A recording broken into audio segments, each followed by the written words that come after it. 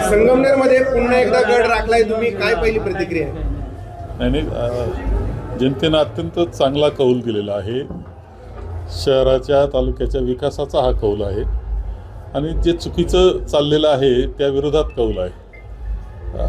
विशेषतः ज्या पद्धतीनं वर्षभरामध्ये इथला अंमली पदार्थ वाढले, गुंडगिरी वाढलेली आहे, आमची रेल्वे घालवली गेली, अनेक गोष्टी अशा घडत होत्या की ज्या या तालुक्याकरता आणि शहराकरता नकारात्मक होत्या.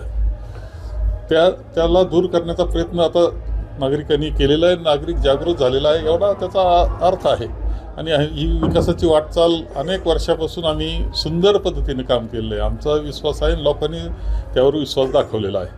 ज्या पद्धतीने या निवडणुकीत आरोप तुमच्यावरती होत होते, विरोधकांना आता प्रत्युत्तर मिळालं. माझ्यावर काय आरोप केले मला माहीत नाही, कारण आमच्यावर काय आरोप करायला जागा नाही असं माझं मत आहे. जनतेने उत्तर दिलं. संगमनेरमध्ये पुन्हा एकदा गड राखलाय तुम्ही, काय पहिली प्रतिक्रिया आहे? नाही, जनतेनं अत्यंत चांगला कौल दिलेला आहे.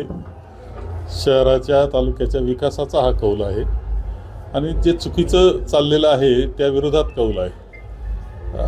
विशेषतः ज्या पद्धतीनं वर्षभरामध्ये इथला अंमली पदार्थ वाढले, गुंडगिरी वाढलेली आहे, आमची रेल्वे घालवली गेली, अनेक गोष्टी अशा घडत होत्या की ज्या या तालुक्याकरता आणि शहराकरता नकारात्मक होत्या.